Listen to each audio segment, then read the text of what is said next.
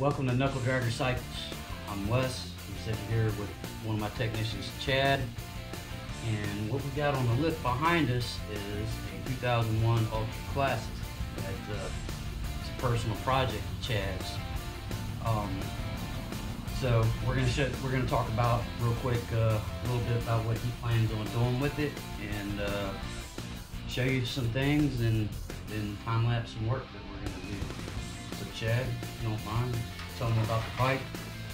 Absolutely, Wes. I got this bike about 4 years ago when I was living out in Las Vegas. A friend of a friend had it. I bought it off him, laid it down to keep from totaling it.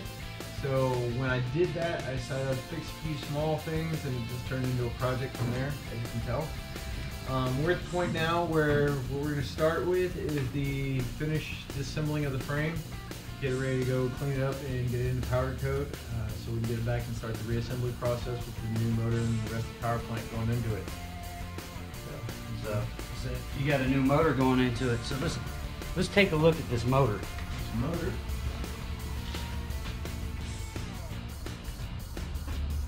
There we go. So if you want to talk about it a little bit. Alright, this is, or was, the stock motor that came out of it. Was an 88 cubic inch twin cam motor. The only thing that is currently stock on this after I was done is the cases and the flywheels. We checked the run out on it. It had 100,000th of run out. The rest of it is completely brand new. We got everything S&S from the beginning to the end. TC3 oil pump, cam plate, 585 Easy Start Easy cams in it, adjustable push rods, new 4 1/4 inch pistons, jugs, S&S high lift cams because the 585 requires the higher lift springs in it, so we went with their heads with the high lift springs in it. By doing so, I got their rocker boxes that are proprietary to it. As you can tell here, this bike had a lot of miles on it. Like I said, it went through a couple of individuals that I knew personally. It had probably close to 150 to 200,000 miles on it, so we went ahead and popped the training while we're at it. We're going to end up doing a rebuild kit completely on the 5-speed stock transmission that's going into it. It is going to be backed up with a Scorpion clutch and a compensator eliminator that is going into this to handle the power. Other than that, it's just going to be paint and reassembly project, and we'll see how it goes from there. Alright. Well, sounds pretty good. You guys will see more as we get more stuff in for it, but right now we'll get into the time lapse and tear this thing apart to get it out the powder coat so we can get it back and get it put together.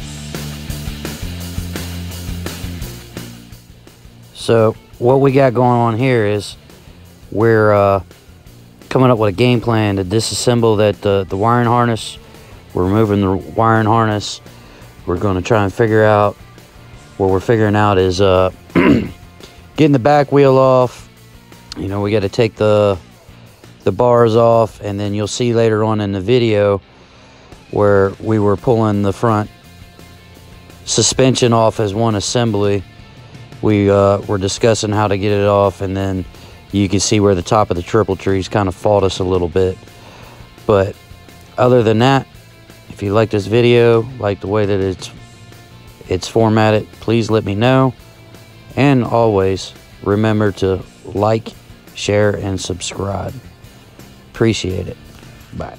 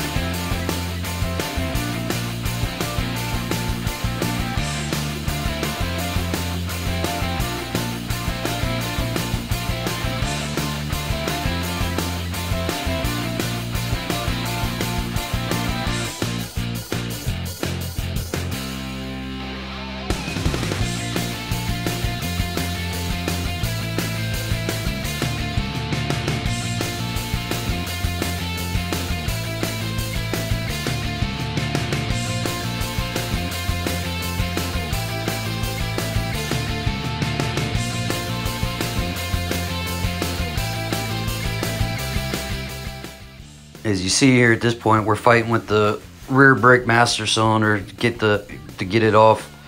the frame. The nut holding it to the mounting plate was a little seized up, so we had to use a little bit of PB blast and put a little impact, and it come right off. You'll also notice here in a few seconds in the video, you'll see that Chad gets just a slightly overzealous in the disassembly process. He starts pulling the front brake calipers off when we really didn't need to. Not a big deal. We just put them back on there to keep the whole assembly together. You'll also notice that a little later into the video, you see that when we start disassembling the handlebars to get the wiring harness through, it fought us a little bit. Just a lot of it was at the angle of the bars. You know, put a little bit of WD-40 down there to lubricate them up, and just keep working them back and forth until they slid out without tearing them up. It just takes a little bit of patience and a little bit of ingenuity, and anybody can. Tear down's easy. Putting them back together, we'll see how it goes. So, thanks for watching.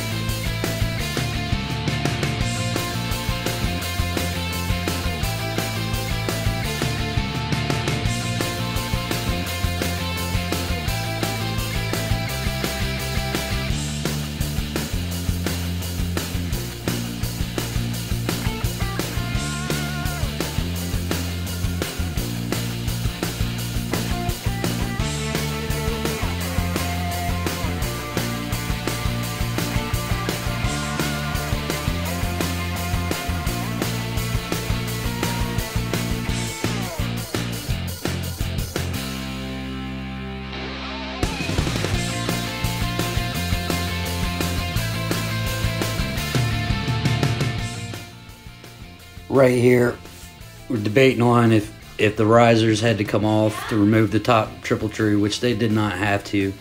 The top of the triple tree was, again, it was kind of seized up on there a little bit, and you'll see that we had to use a little bit of rubber mallets to help persuade it to come apart. But other than that, the entire teardown process went relatively smoothly.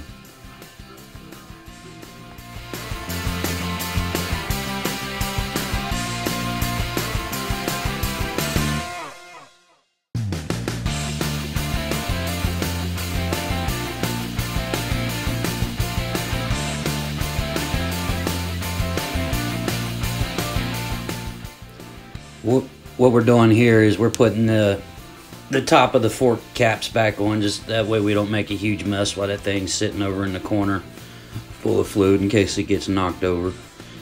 Try to keep all the parts, labeling all the parts, putting them all in baggies, marking them, so that way we know where everything came from, so that way during the build process it'll be a lot easier to put it back together instead of having to figure out what bolt goes where and where's the bolts to like the foot mounts and all that other stuff.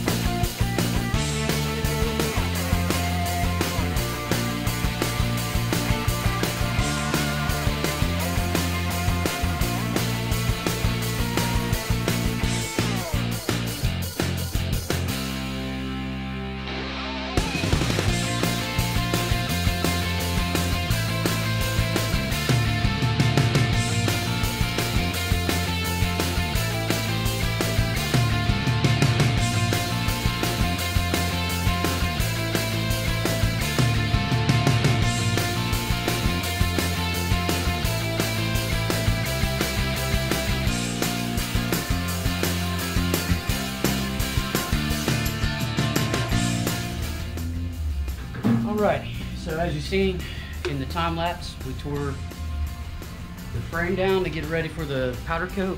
So let's take a look here. See the frame. We got the swing arm. And we got the bars that's going off the powder coat. Chad, what color are we powder coating this? So going to be stock Harley gloss black. The final colors of the bike are going to be gloss black with flat black tins. So all this stuff's going back to stock gloss black. Okay. So basically what we're doing is a frame up restoration with some serious upgrades. So you'll have to stick around and continue on this build series to see how it all turns out. So with that, ride safe, keep the sunny side up, and I'll see you next time. Remember to like, share, and subscribe.